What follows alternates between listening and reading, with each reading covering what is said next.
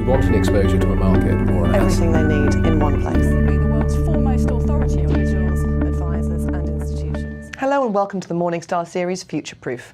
I'm Emma Wall and here with me today is Tony Stenning, Head of Retail UK for BlackRock. Morning, Emma. Hello, Tony. So we are approaching the budget. There has been some leaks, as there always are. It's around annuities. And the story seems to be that those who have already secured a guaranteed income for life, already retired with an annuity, may be able to exit from them. And that could be a boon for them, but it's also a big challenge for those particular consumers. More flexibility, more choice is clearly a good thing, I believe, but you also need to go in with eyes open. You have secured that income for life. That is perhaps meeting your ongoing living costs, etc. And whilst the tantalising spectre of getting your hands on a lump sum of cash right up front, please truly understand exactly what you're getting into, because yes, whilst you'll get that release of cash, what will that retain for you now today in the current interest rate environment, with interest rates very much lower possibly than when you took it out? So really go into it thinking about what you may get when you may want to re-annuitise at a later point.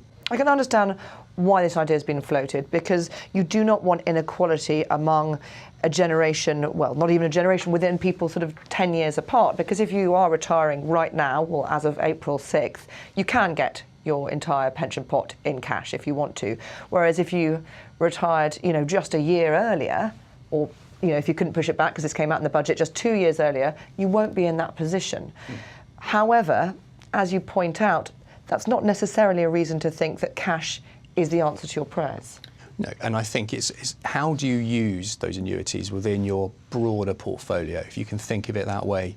Perhaps in the past you have had all of your eggs in that particular basket, and that may not be applicable to you, but please, if you secure the government-led guidance that's out there, probably secure some real financial advice about the actual amount that is going to be offered to you in this new and very nascent market. It's going to not be particularly liquid for many years, I would suggest, until it builds up. And then really understand again what number you need for your income requirements. Because you're right, post the financial crisis, interest rates much lower. What were you getting from your annuity pot?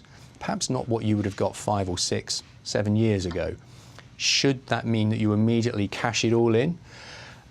I think you need to really take a long, hard look at that. Perhaps count to 100 before you do press that button and decide to jump in, because there are potential pitfalls that you need to navigate yourself around.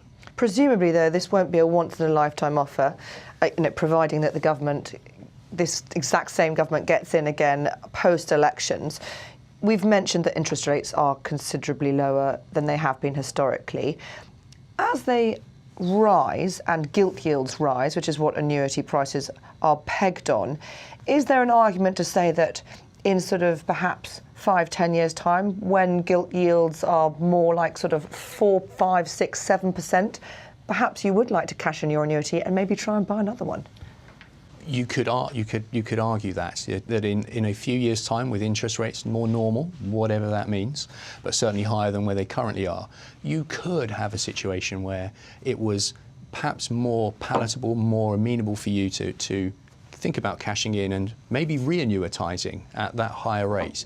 And I think this is where the Chancellor is trying to get into more flexibility, not just to withdraw your cash and go off and fritter it away.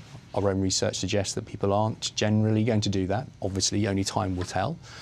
But as you're right, doesn't mean in April you need to cash it in immediately. It means probably think about it, look at the interest rate environment, get that advice. If those two things converge to your benefit, then that's a really good thing, I think. We're going to be in retirement for much longer, 25, 30 years, not the 15 or so that we were before. So being able to readjust and reset your time horizon, that could be a really good thing. While it's lovely to just only think of the retiree, the pensioner, we've got to be practical. We've got to think about what this means for the industry. I mean, when George Osborne first announced the scrapping of compulsory annuity purchase, the share prices of insurers fell overnight considerably. That's because it does have a business impact, and anything that has a business impact ultimately has a product impact, because if they don't have the cash to give you the good offer, they can't make it. Should we be considering that? So I think with change, there is an inevitable sort of uncertainty about what that means. I think as the industry has done, even with the annuity sort of fall off, as you've seen, we have 50 to 70% now of reduction in annuity purchases until we get post-April. I would see that annuity, rather than annuities just disappearing forever, they're being deferred. People are looking about where they might be able to annuitise. To that point we were making earlier, interest rates are more appropriate or beneficial for them. So I think that market hasn't gone away. We've seen in the US there's a huge annuity market that you haven't needed to compulsorily annuitise for forever. So I think that would be very useful as a pointer to where the market kind of reacts and moves to. So here again, nascent market. I think where the financial services industry needs to step up is how we innovate, how we provide that service to our clients to help them navigate this. Tony, thank you very much. Thank you, Emma. This is Emma Wall from Morningstar. Thank you for watching.